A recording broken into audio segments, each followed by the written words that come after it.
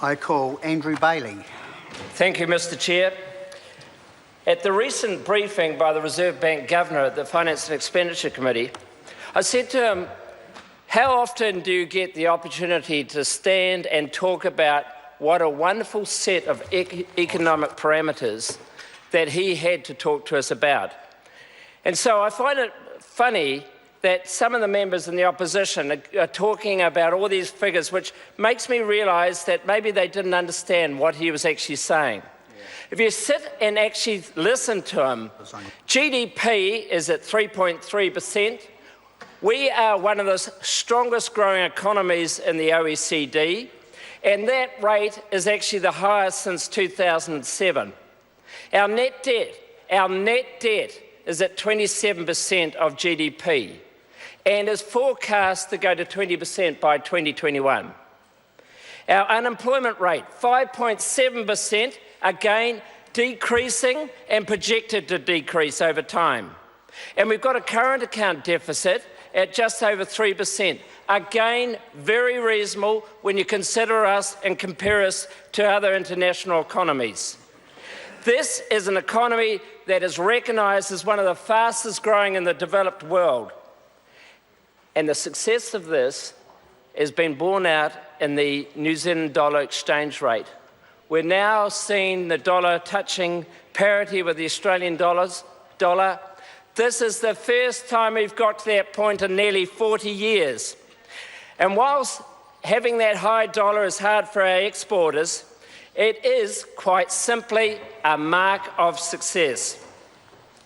Our policies are also leading to less New Zealanders leaving our shores and a lot of our expats returning to New Zealand, bringing valuable experience and expertise. Net outflow 2 years ago was 36,700 people. Just in the year to March, this year it had dropped to 2,300. Do you remember when the Prime Minister made that bold statement about turning it around, and all the naysayers who were saying, oh, it won't happen, many of them across on the other side of the chamber? Well, actually, he has actually achieved a lot of what he said. And we're seeing consumer confidence rising, up 9% since March, between March and April this year. 12% of people feel better than they were 12 months ago, and 31 expect to be in a better position in 1 year's time. New Zealanders are optimistic about the future. And this government is showing financial restraint, and that is keeping interest rates lower, which is good for mortgage owners or mortgage holders, and also for businesses who want to borrow money to invest in their businesses. And we've seen all the impact on this in employment. As I said before, low unemployment rate of 5.7 compared to 10% when we came into government all those years ago. 217,000 more people employed than 5 years ago. This is a government working to put people back into paid employment. This is why we've also increased the adult minimum wage, as we've done every year. So again, we put the rate up by 50% to $14.75. That injected $60 million into this economy over this year, and will favourably help 115,000 New Zealanders currently in employment. And we're seeing our average wage growth rate improve, with an inflation rate at 0.3%, and we're seeing average wage rates of 1% going up. That means net increase, and there's been a net increase of 15% over the last few years. Now, recently I was maligned in the NBR about asking the Minister of Finance about what this government is doing for New Zealand families.